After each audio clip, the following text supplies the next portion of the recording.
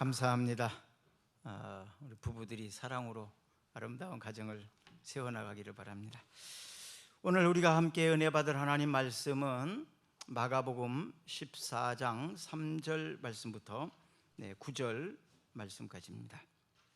예수께서 베다니 나병 환자 시몬의 집에서 식사하실 때에 한 여자가 매우 값진 향유 곧 순전한 나드 한 옥합을 가지고 와서 그 옥합을 깨뜨려 예수의 머리에 부으니 어떤 사람들이 화를 내어 서로 말하되 어찌하여 이 향유를 허비하는가. 이 향유를 300데나리온 이상에 팔아 가난한 자들에게 줄 수 있었겠도다 하며 그 여자를 책망하는지라. 예수께서 이르시되 가만두라. 너희가 어찌하여 그를 괴롭게 하느냐. 그가 내게 좋은 일을 하였느니라. 가난한 자들은 항상 너희와 함께 있으니 아무 때라도 원하는 대로 도울 수 있거니와 나는 너희와 항상 함께 있지 아니하리라. 그는 힘을 다하여 내 몸에 향유를 부어 내 장례를 미리 준비하였느니라. 내가 진실로 너희에게 이르노니 온 천하에 어디서든지 복음이 전파되는 곳에는 이 여자가 행한 일도 말하여 그를 기억하리라 하시니라. 아멘. 교훈이 되는 우화를 여러분 기억하실 것입니다. 어떤 집에 회갑잔치가 열려졌습니다. 그래서 회갑잔치에는 고기가 있어야 되니까요, 그 집에 있는 동물들이 모여서 회의를 했답니다. 누가 먼저 순교할 거냐 하는 거예요. 주제가 개가 먼저 나는 집을 지켜야 되니까 나는 죽으면 안 된다 이렇게 얘기를 했습니다. 그러니까 닭이 나는 새벽마다 주인을 깨워드려야 되니까 나도 죽으면 안 된다 그랬더니, 또 소가 나는 밭에 나가서 일을 해야 되니까 나도 죽으면 안 된다. 그러니까 옆에 있던 돼지가 가만히 생각을 해봤어요. 나는 무엇을 해야 되나. 아무리 생각해도 할 만한 게 없더래요. 그래서 물 끓여라 그랬답니다. 사도 바울은 이런 말을 했어요. 내가 사명이 있는 한 결코 나는 죽지 않는다. 동의하십니까? 저는 그렇게 믿습니다. 내가 이 땅에서 하나님이 주신 사명이 있다면 나는 이 땅에서 결코 죽지 않는다. 그 사명을 완수할 때까지는 하나님께서 나를 이 땅에 두실 것이고 나를 지켜주실 것이고 나를 일하게 하실 줄로 믿습니다. 오늘 본문은 베다니라는 지역에서 일어난 일입니다. 베다니는 예루살렘에서 한 거리가 3km 정도 되는 거리에 있습니다. 이 베다니는 나병 환자들이 모여서 사는 그런 곳입니다. 이 베다니에 있는 시몬의 집에서 예수님을 초대해서 대접을 하는 그런 현장입니다. 아마도 예수님의 그 은혜를 감사하면서 식사 대접을 하는 그런 자리였던 것 같습니다. 그래서 예수님께서 그 자리에서 식사 대접을 하고 있을 때 한 여인이 와서 자기가 가지고 있는 향유 옥합을 깨뜨려서 예수님의 머리에 붓고 그리고 발을 자기의 머리털로 닦는 이런 일입니다. 이것을 두고 주님께서 교훈하신 그 내용입니다. 요한복음 11장 2절 말씀을 볼까요? 이 마리아는 향유를 주께 붓고 머리털로 주의 발에 닦던 자요 병든 나사로는 그의 오라버니더라. 아멘. 오늘 본문에는 이 여자의 이름이 기록되지 않았지만 요한복음에는 그 여인이 바로 마리아였다라고 말합니다. 그 마리아는 그 나사로의 여동생이라고 기록하고 있고요. 또 12장 3절을 볼까요? 12장 3절. 마리아는 지극히 비싼 향유 곧 순전한 나드 한 근을 가져다가 예수의 발에 붓고 자기 머리털로 그의 발에 닦으니 향유 냄새가 집에 가득하더라. 네, 여기에도 마리아라고 분명히 기록되어 있고 또 비싼 향유 곧 순전한 나드 한 근을 가져다가 예수의 발에 붓고 그의 머리털로 그의 발을 닦으니 향유 냄새가 그 집에 가득했다. 조금 더 구체적으로 자세하게 기록을 하고 있는데, 그런데 마가복음에서는 머리에 부었다고 했는데 여기서는 발에 부었다. 그래서 아마도 머리에 부은 것이 흘러내렸던 것을 표현하지 않았느냐 이렇게 생각이 듭니다. 여기 요한복음 12장 3절에 보면 아주 비싼, 지극히 비싼 향유라고 기록되어 있어요. 그럼 이 향수의 값이 어느 정도 되길래 그렇게 비싼 건가? 300데나리온이나 되는, 그 중에 그거에 대해서 계산을 빨리 할 수 있는 사람이 계산을 얼른 해보니까 한 300데나리온쯤 되는 것 같다 이렇게 진단을 했어요. 300데나리온이라고 하면 한 데나리온이 하루 품삯이에요. 그러면 300데나리온이면 300일치, 그러면 1년 연봉 정도 되는 겁니다. 그렇죠? 1년 연봉 되는 정도의 가치니까 비싼 거죠. 아주 비싼 향수입니다. 그리고 순전한 나드라고 이렇게 되어 있어요. 순전하는 것은 순수하다, 깨끗하다 그런 의미예요. 순수하고 깨끗한 뭐 어떤 뇌물성이 아니고, 이것은 아무런 조건 없는 그냥 감사함으로, 자원함으로 이렇게 붓는 거예요. 누가 시켜서 하는 것도 아니고 어떤 대가를 바라고 뇌물성으로 뭐 이렇게 하는 것도 아니고, 이것은 순수한 마음으로, 감사한 마음으로 하고 싶어서 마음에 그런 생각이 들어서 이렇게 하는 것이 바로 순수한. 그 다음에 나드라는 것은, 이것은 인도에서만 자라는 희귀식물입니다. 이것은 어디에서나 막 구할 수 있는 게 아니고 인도에서만 자라는 희귀식물, 그곳에서 축출한 기름이에요.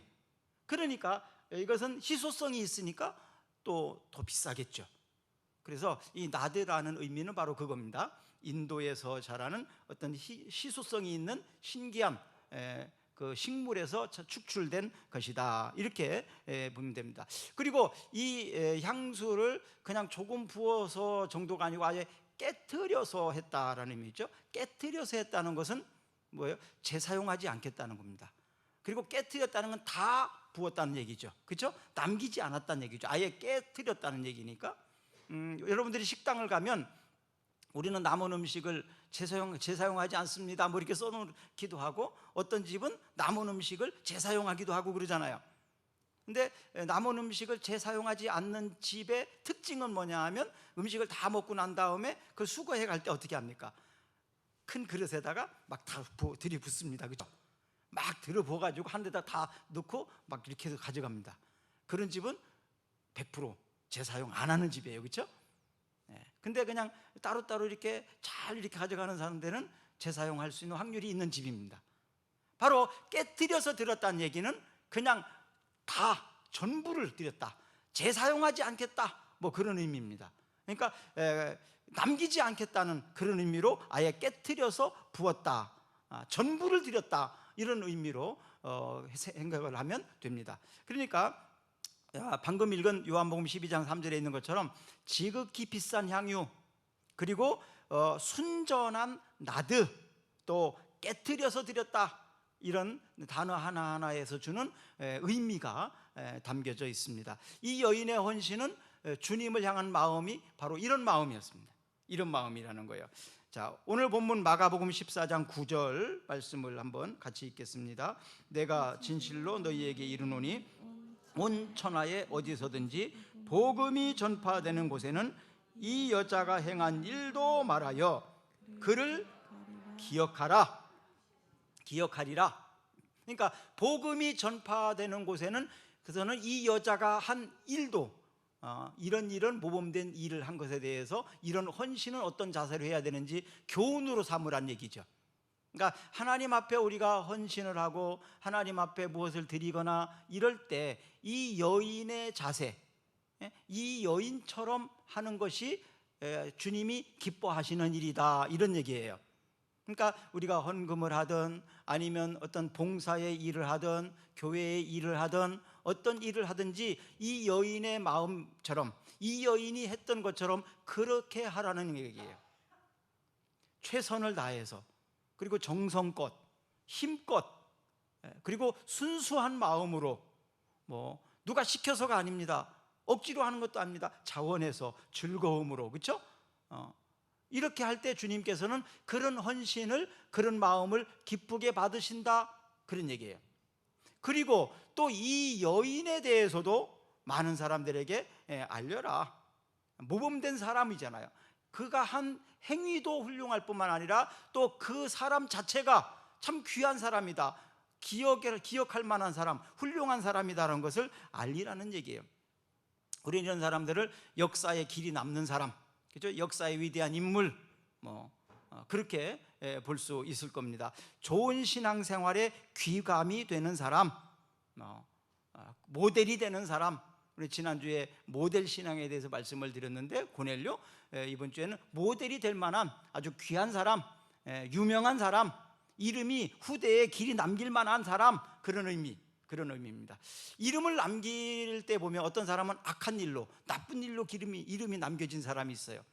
누구? 그러면 그 사람 참 나쁜 사람, 악한 사람, 그렇게 기억되는 사람이 있고, 어떤 사람은 참 그 사람 훌륭한 사람, 착한 사람, 좋은 사람, 유능한 사람, 능력 있는 사람, 대단한 사람, 이런 식으로 역사에 길이 남는 인물들이 있습니다. 조금 전에 광고를 드렸던 그 사회복지 공동모금회가 사랑의 열매라고, 그냥 사랑의 열매 이랬는데 사회복지 공동모금회입니다. 전북 사회복지 공동모금회가 이제 7일 날 1년에 한 번씩 모여서 서신동에 있는 그 서곡 쪽에 있는 호텔에서 회의를 하거든요. 이제 그때 아이들 천국 지역아동센터 아이들이 초청을 받아가지고 공연을 갑니다. 그때는 여러 사람들이 초청하는 게 아닙니다. 전라북도에서 한 곳을 딱 초청해가지고 이렇게 하는, 굉장히 사실은 귀한 자리예요. 엄청 대단하게 잘해서 그러기보다는 사회복지 공동모금회와 협력해서 사업을 할 때 모범적으로 잘하는 사람들로 이렇게 인정받아서 가는 거거든요. 그때는 이제 누가 오느냐 하면 아너소사이어티라고 하는 모임인데요. 아너소사이어티는 사랑의 열매에다가 우리가 기부를 하잖아요. 기부를 하는데 고액 기부를 한 사람, 고액 기부는 어느 정도 한 1억 이상을 헌금한 사람, 헌신을 이렇게 기부한 사람들을 아너소사이어티라고 해서 그런 사람들이 이렇게 인정을 해주는 그런 겁니다. 기아대책에도 있고 월드비전에도 있고 여러 가지 그런 데에도 다 그런 고액 기부자들이 있는데, 전북사회복지 공동모금회에서는 그 아너소사이어티 모임에서 초청을 한 거예요. 그런 사람들은 그만큼 고액을 기부하는, 꼭 부자라서 그렇지만은 않아요. 고액 기부를 할 만큼 그만큼 희생적이고 또 좋은 일을 많이 헌신하는 그런 사람들입니다. 참 좋은 사람들의 모임이라고 볼 수 있죠. 좋은 사람들. 할 수 있다면 여러분도 고액 기부를 할 수 있는 마음이 있기를 바랍니다. 또 고액 기부를 할 수 있는 능력도 있기를 바랍니다. 후자 할 때는 좀 더 크게 하시면 좋겠는데, 다시 고액 기부를 할 수 있는 능력이 있기를 바랍니다. 아멘. 사실 마음은 있어도요, 힘이 없어서 못 할 수 있어요.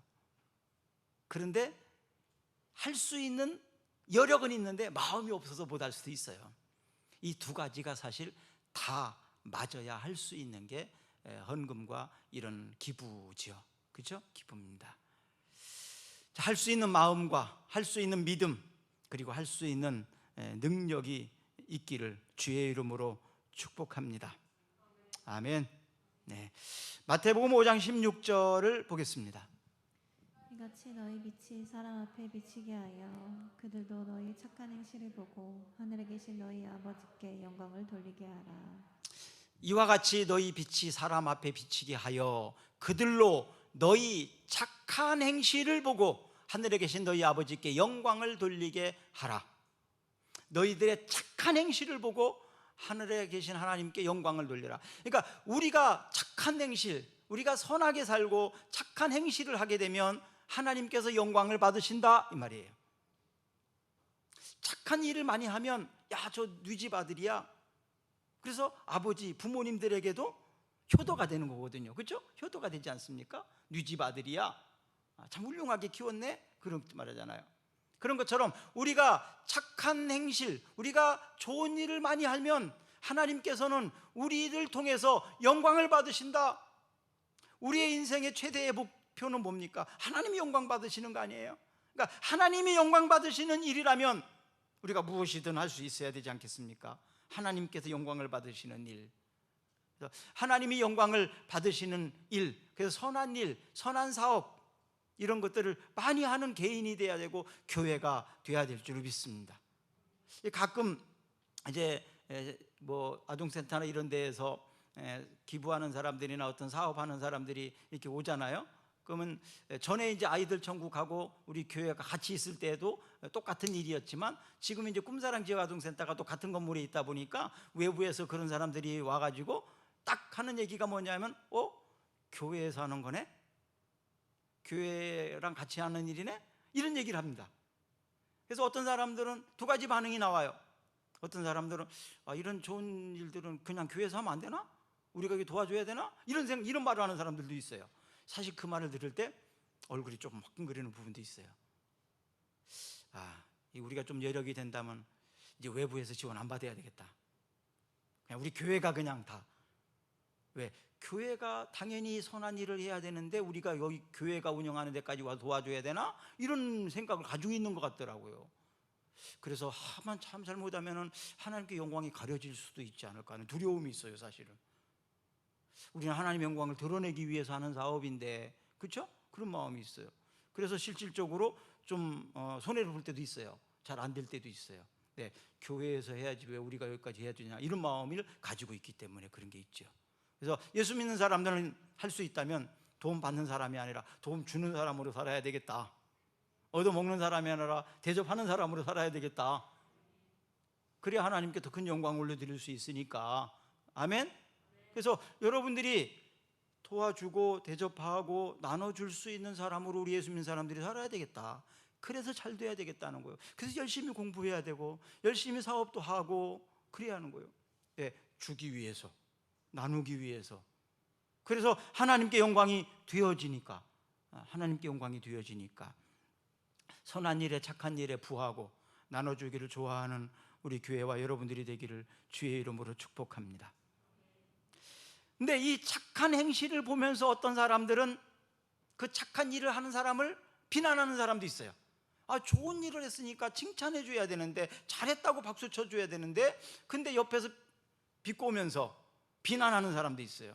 오늘 본문에 나타나는 사람도 그 중에 한 사람이었어요. 이 마리아라는 여인이 그 값비싼 향유를 깨뜨려서 예수님께 부었더니 옆에서 하는 말이, 야, 저렇게 비싼 것을 저렇게 허비하냐?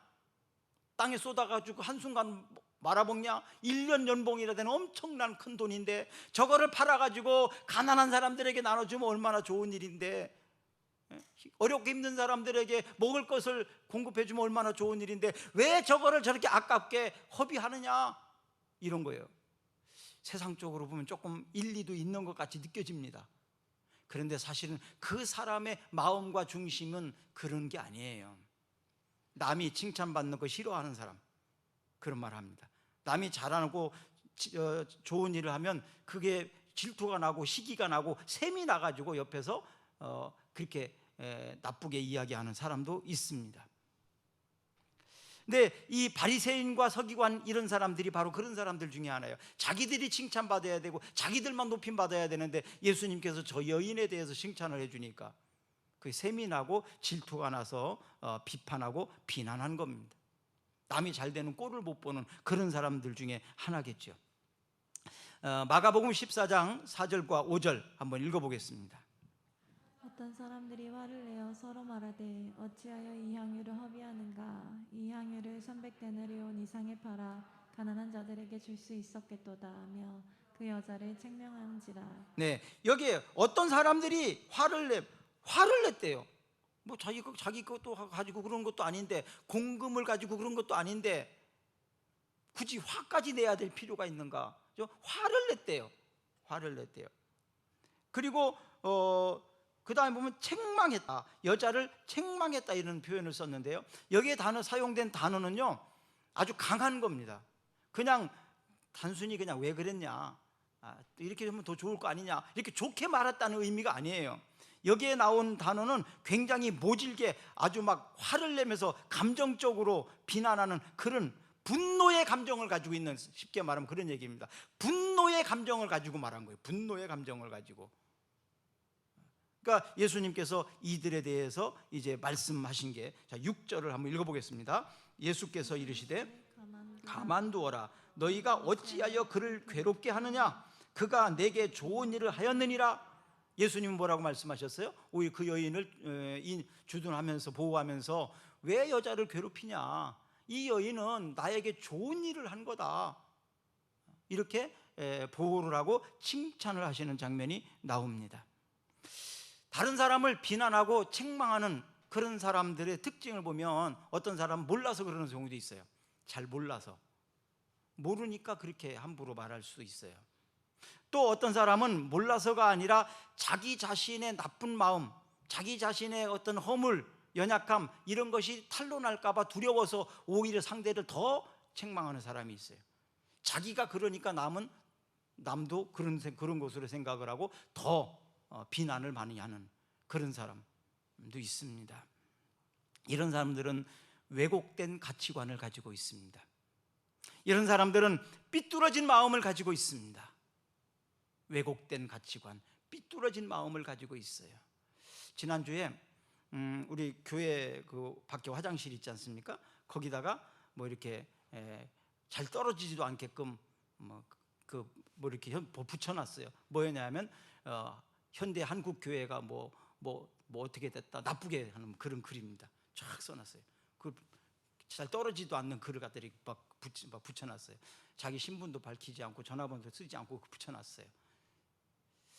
자, 그 사람은 어떤 사람일까요? 자긴 더 나쁜 사람이에요. 그렇죠? 그걸 붙인 사람은 더 나쁜 사람이에요. 물론 한국 교회가 좀 개혁돼야 됩니다. 한국 교회가 좀 정말 새로워져야 되고 한국 교회가 정신 차려야 됩니다. 그러나 그걸 붙인 사람은 더 정신 차려야 됩니다. 더 나쁜 사람입니다.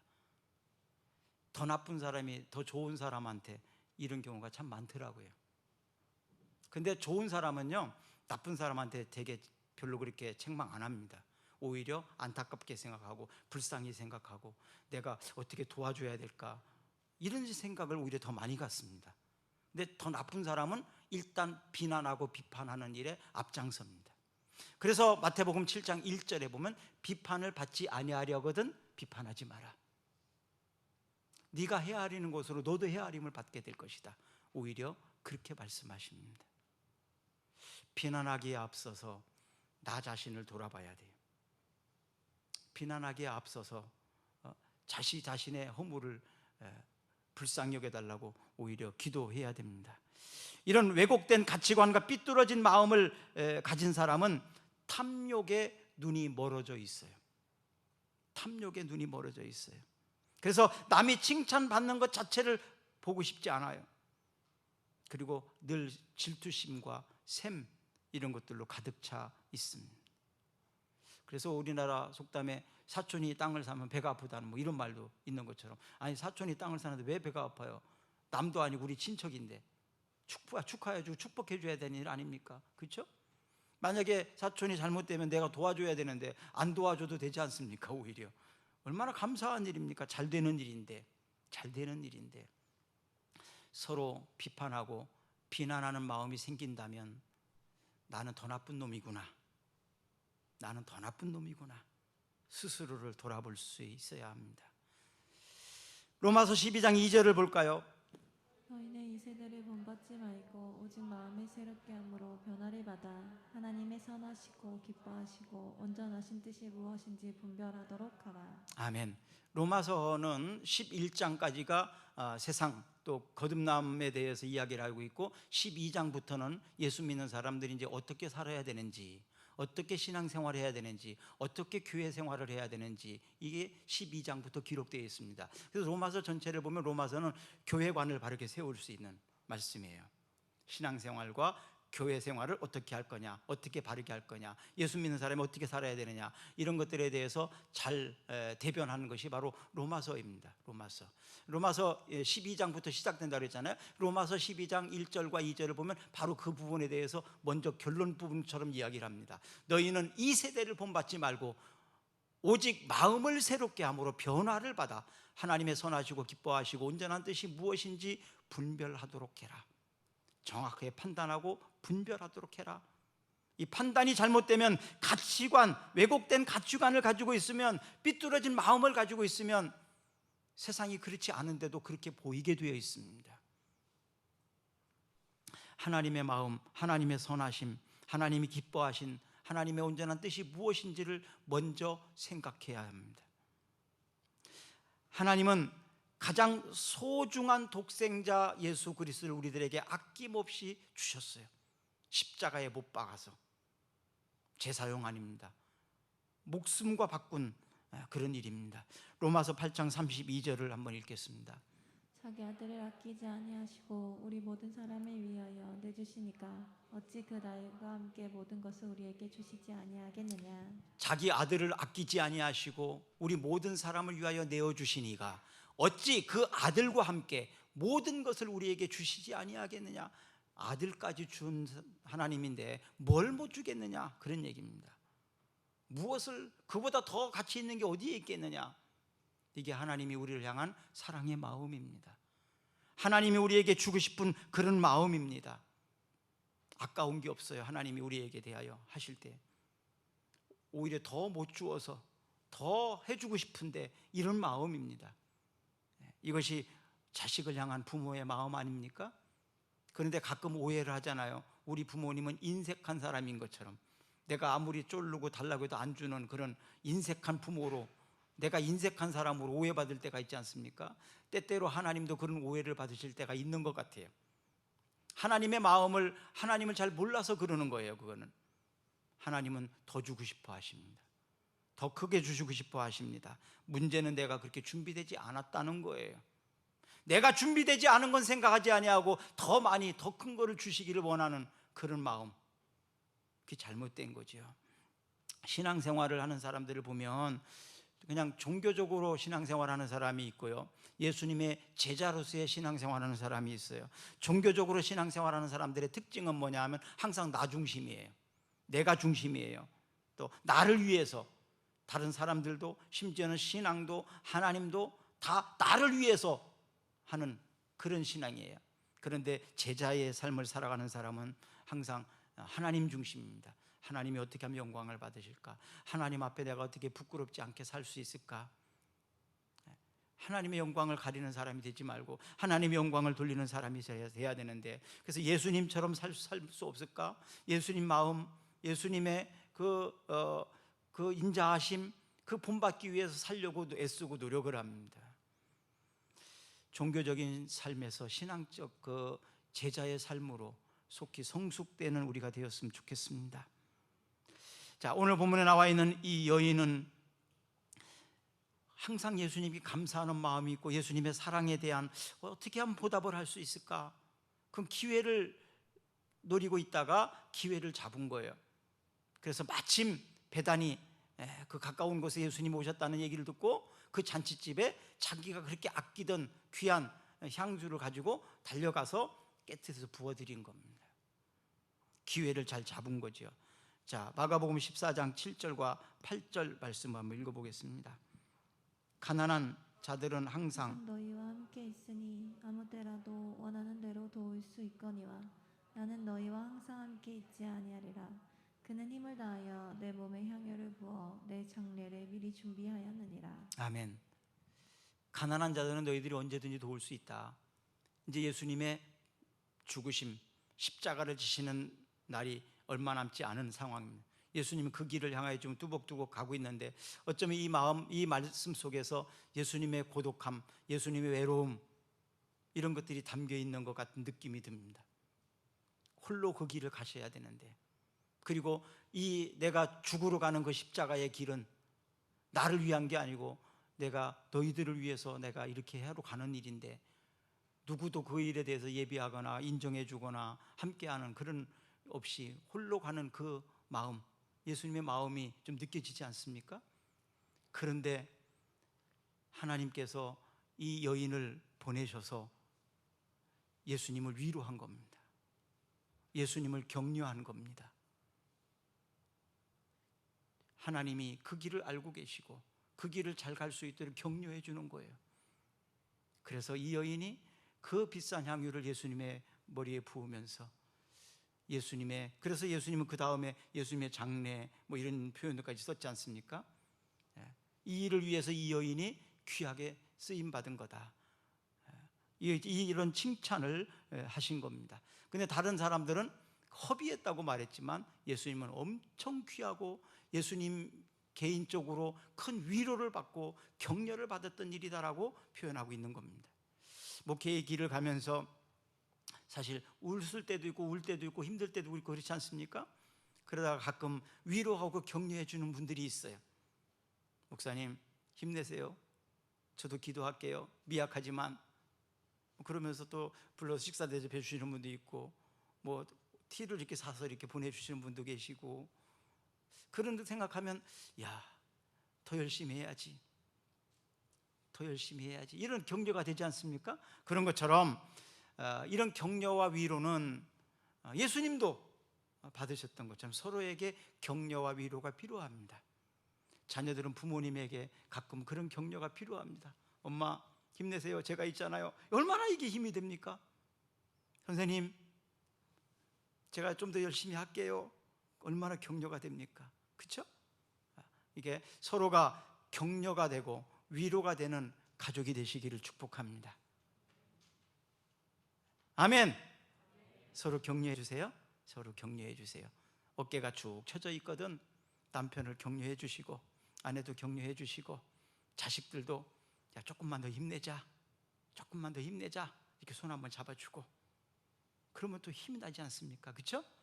이렇게 서로 힘을 주는 믿음의 가정, 또 신앙의 공동체, 그리고 직장이 되시기를 축복합니다. 자, 다 이런 것들이 다 기회가 있어요. 때가 있어요. 아무 때나 그렇게 되는 게 아니에요. 자, 전도서 3장 1절 읽어봅시다. 범사의 기한이 있고 천하만사가 다 때가 있나니. 범사의 기한이 있고 천하만사가 다 때가 있다. 에스더 4장 14절을 읽어볼까요?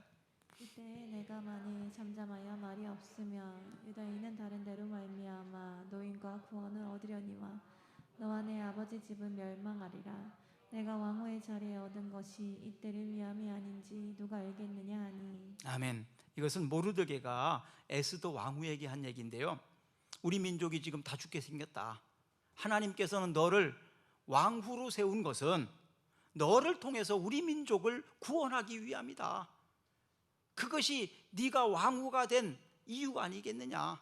만약에 네가 그 일을 하지 않는다면 하나님은 다른 사람을 통해서 할 거다. 그러니까 네가 그 일을 했으면 좋겠다, 이런 얘기입니다. 맞아요. 하나님은 내가 안 하면 다른 사람 통해서 하십니다. 그런데 이왕이면 내가 그 일을 해드릴 수 있다면, 내가 그렇게 하나님 앞에 쓰임 받을 수 있다면 이것이 얼마나 큰 축복입니까? 그래서 이 에스더는 죽으면 죽으리라, 그리고 왕 앞에 나가가지고 자기 민족을 구원했습니다. 사랑하는 여러분, 우리에게 주신 하나님의 은혜, 그것을 가지고 하나님께 영광을 올려드리고 하나님의 거룩한 사역에 동참되는, 함께하는 우리가 되었으면 좋겠습니다. 요즘에 계속해서 창세기를 읽고 있는데 리브가와 야곱, 에서, 라반, 이 가족들을 쭉 보잖아요. 그럴 때 리브가는 이삭의 아내지 않습니까? 근데 야곱과 에서가 태어나기 이전부터 이미 둘째, 늦게 태어난 자식이 장자가 될 거라는 것을 하나님 말씀하셨어요. 그랬기 때문에 이 리브가는 야곱이 장자가 될 거라는 하나님의 말씀을 알았기 때문에 야곱을 장자가 되도록 계속 교육을 시키면서 준비를 시켜왔어요. 그런 훈련을 받아온 거예요. 사실은 단순히 우리가 야곱이 형을 속이고 아버지를 속이고 축복을 받고 그것만 생각하시면 안 됩니다. 이미 하나님께서는 리브가를 통해서, 이삭을 통해서 말씀하신 게 있어요. 야곱이 장자가 될 것을. 그러니까 그렇게 준비를 리브가는 철저히 준비시켜 온 거예요. 그런데 나중에 축복을 하려고 할 때 이삭은 그 하나님의 언약을 생각하지 못하고 그냥 회복을 하려고 했던 거예요. 그걸 바꾼 겁니다. 사실은 바꾼 일이에요. 바꾸는 과정에 있어서 속임수나 이런 건 있었지만 어쨌든 그건 다 하나님의 뜻 안에서 이루어진 일이거든요. 섭리 안에서.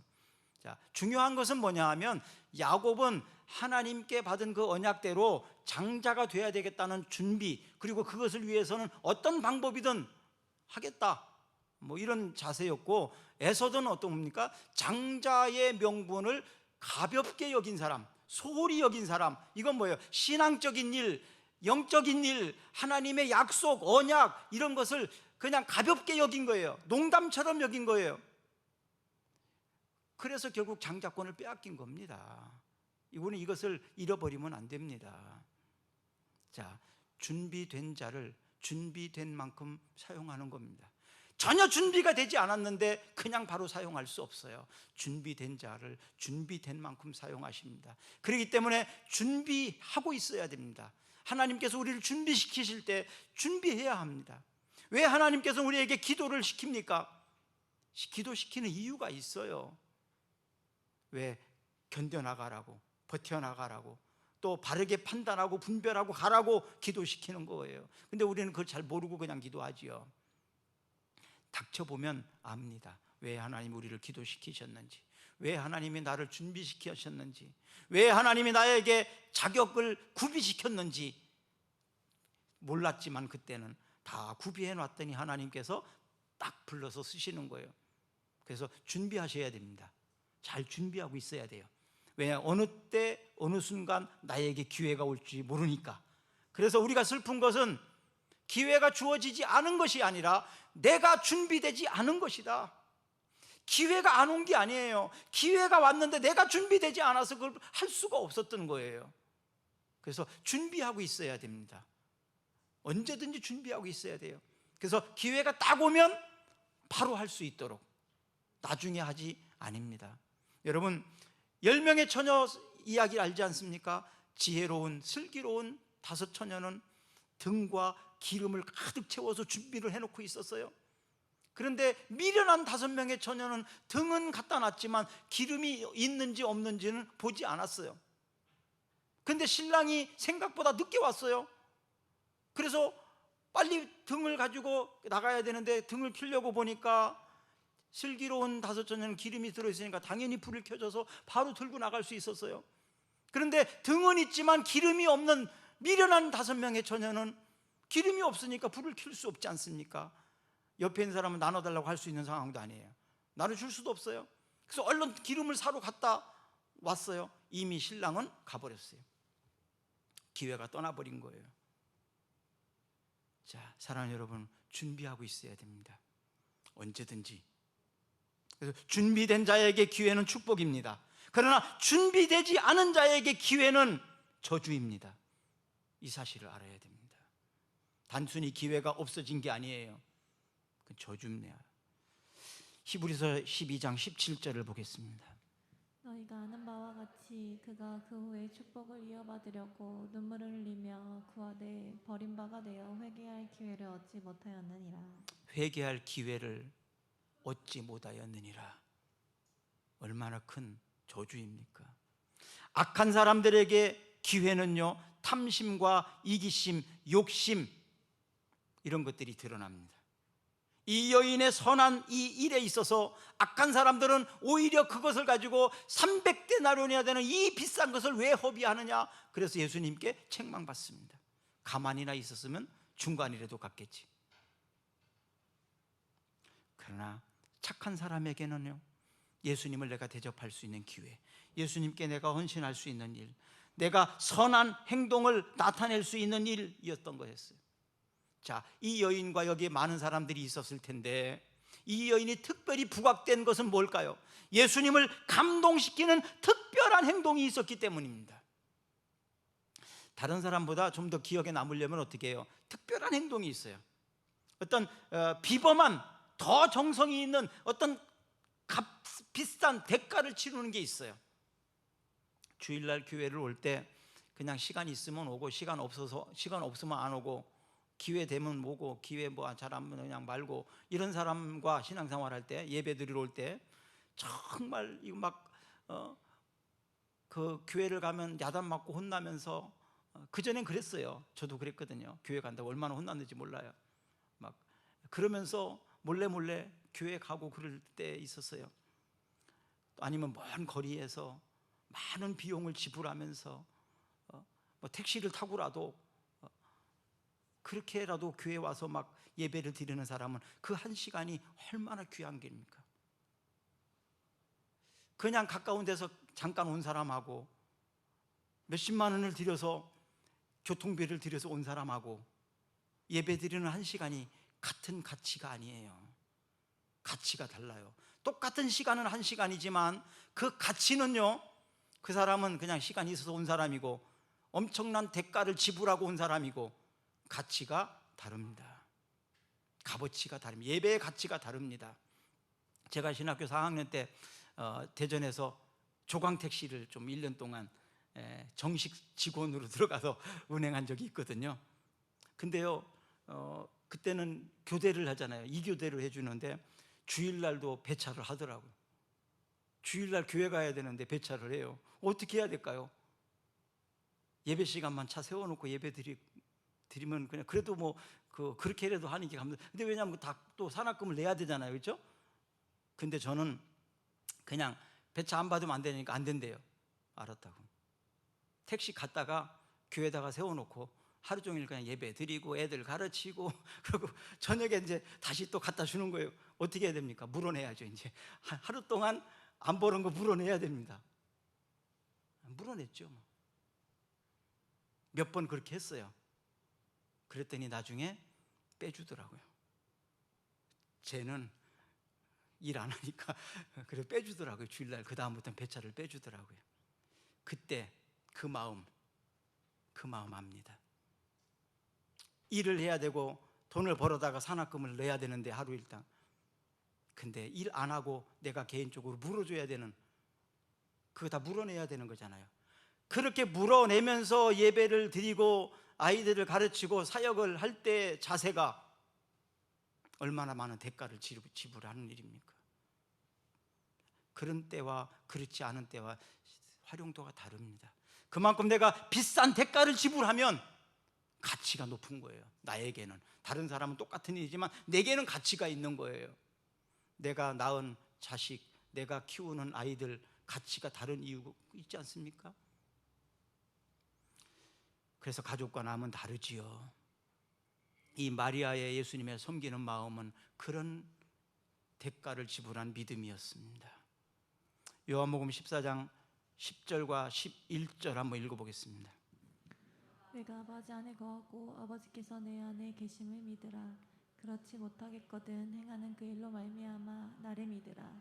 내가 진실로 진실로 너희에게 이르노니 나를 믿는 자는 내가 하는 일을 그도 할 것이요 또한 그보다 큰 일도 하리니 이는 내가 아버지께로 감이라. 12 중에 하나였던 가룟 유다는 오히려 예수님을 팔아먹으려고 했다. 그러면서 다른 사람이 잘한 것에 대해서 비방했던 사람입니다. 디모데전서 6장 18절 한번 읽겠습니다. 선을 행하고 선한 사업을 많이 하고 나누어 주기를 좋아하며 너그러운 자가 되게 하라. 영원히 기억되는 사람은 어떤 사람입니까? 힘을 다하여 최선의 삶을 살아낸 사람입니다. 여인은 자신의 인생과 전부를 걸었어요. 그러니 기억에 남을 만한 사람이지요. 대접을 할 때와 대접받을 때의 태도는 다릅니다. 대접을 받을 때에는 잠시 기쁨이 있지만 금방 잃어버립니다. 그러나 대접한 사람은 오랫동안 기억이 남고 그리고 그 내가 대접할 수 있었다는 것이 기쁨이 오래 갑니다. 어떤 사람이 더 행복한 사람일까요? 잠시 대접받는 사람 잠시 기쁨이지만 오랫동안 기쁘고 오랫동안 행복한 게 더 큰 것 아니겠습니까? 그래서 대접을 받는 사람보다 대접하는 사람이 더 복되도다라고 말씀하신 겁니다. 잠언 19장 23절입니다. 여호와를 경외하는 것은 사람으로 생명에 이르게 하는 것이라. 경외하는 자는 족하게 지내고 재앙을 당하지 아니하느니라. 여호와를 경외하는 것은 사람으로 생명에 이르게 하는 것이라. 경외하는 자는 족하게 되고 재앙을 당하지 아니하리라고 말씀하셨습니다. 이 약속의 말씀이 이루어지고 여러분들에게 적용되기를 축복합니다. 잠언 22장 4절 말씀을 또 읽겠습니다. 겸손과 여호와를 경외함의 보상은 재물과 영광과 생명이니라. 아멘. 말씀을 붙잡는 게 중요해요. 말씀을 붙잡는 게, 잠언 22장 4절 말씀 붙잡을 때는 어떻게 합니까? 겸손과 여호와를 경외하는 사람의 보상은 재물과 영광과 생명이니라. 보상이 있어요. 어떤 보상입니까? 재물과 영광과 생명의 보상을 받습니다. 겸손하게 사람들 앞에서, 하나님 앞에서, 그리고 하나님을 잘 경외하심으로 이 세 가지의 보상이 여러분들에게 있기를 축복합니다. 축복합니다. 저는 이 축복을 받은 사람이라고 저는 믿습니다. 아직도 부족한 부분이 있어요. 더 겸손해야 되고 더 많이 해야 되는 부분이 있지만 더 할 겁니다. 더 할 때마다 하나님은 보상이 이 약속의 말씀 때문에 저에게 주실 줄로 믿습니다. 창세기 26장 4절 말씀을 읽어보겠습니다. 내 자손을 하늘의 별과 같이 번성하게 하며 이 모든 땅을 내 자손에게 주리니 내 자손으로 말미암아 천하 만민이 복을 받으리라. 아멘. 이 약속의 말씀도 붙잡으시기를 바랍니다. 내 자손을 하늘의 별과 같이 번성하게 하며 내 모든 땅을 내 자손에게 주리니 내 자손으로 말미암아 천하 만민이 복을 받으리라. 어떤 사람은 대가 끊치는 사람이 있어요. 어떤 사람은 대가 점점 잘 되는 집안이 있어요. 자손의 축복, 이 축복도 약속하고 있습니다. 그래서 우리 교회 젊은이들이 있는데 젊은이들의 결혼을 위해서도 많이 기도해 주세요. 그리고 후손을 위해서도 기도해 주시기를 바랍니다. 후손을 위해서 기도해 주시기를 바랍니다. 좋은 배필을, 신앙의 배필을 만나고 훌륭한 믿음의 가문을 만들어서 이런 신앙의 대를 잇고 또 세상을 축복할 만한 사람으로, 세상을 축복할 만한 사람으로, 그런 사람으로 세워달라고. 그래서 믿음의 영웅들이 다 되기를 예수님의 이름으로 축복합니다. 우리 기도하시겠습니다. 믿음의 영웅들이 히브리서 11장에 나옵니다. 성경은 이들의 이름을 하나하나 기록하면서 기억되도록 하고 있습니다. 신앙의 명예의 전당에 이들의 이름은 기록됐습니다. 이것은 지금도 계속 기록하고 있습니다. 명예의 전당, 꿈사랑교회의 역사에 남는 이름, 여러분 가문의 역사에 남는 이름, 우리나라 역사에 남는 이름, 세계사에도 이름이 남는 특별한 감동을 주는 영원히 기억되는 사람, 하나님, 그리하여 하나님이 영광을 받으시는 복된 사람, 그 사람이 제가 되기를 바라고 우리 성도들이 되기를 바랍니다. 주여 우리를 사용하시옵소서. 예수님 이름으로 기도드리옵나이다. 아멘. 우리 다 같이 일어나셔서 찬양하겠습니다.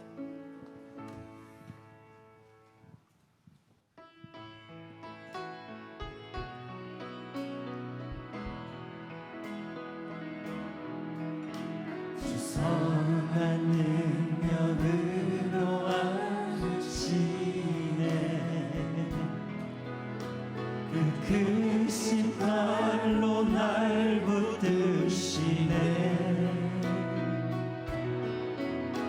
절망 속에도 흔들리지 않고 사랑하는 주 얼굴 구하기 전에 괴로운 날 에워싸고 이전에 괴로운 날 에워싸고 고난의 길 걷는다 해요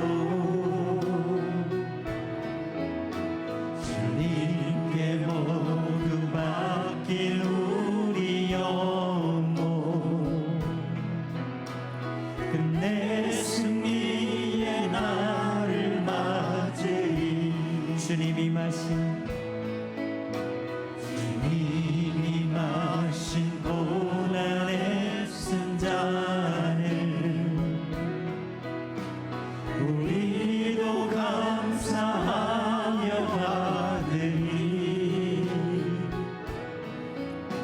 주님의 남은 고난 채워가며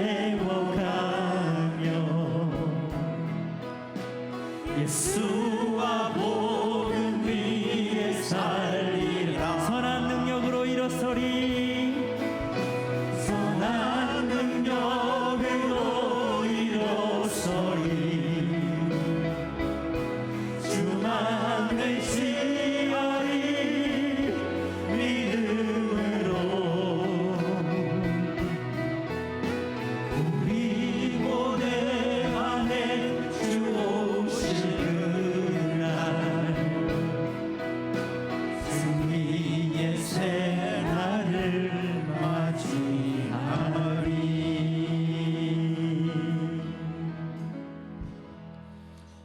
지금은 풍성한 삶을 이루어 주시기 위해서 오신 예수 그리스도의 은혜와 언제나 변함없는 사랑으로 우리를 붙들어 주시는 하나님의 사랑과 지혜와 용기와 인내를 주셔서 승리하며 살아가게 하시는 성령님의 교통하심이 더욱 풍성한 열매를 맺어 나누고 베풀며 역사에 남는 사람으로 살아가기를 원하는 머리 숙인 모든 성도들과 저들의 가정과 저들의 기업과 우리나라와 민족 위에 항상 함께 하시기를 간절히 축원하옵나이다. 아멘.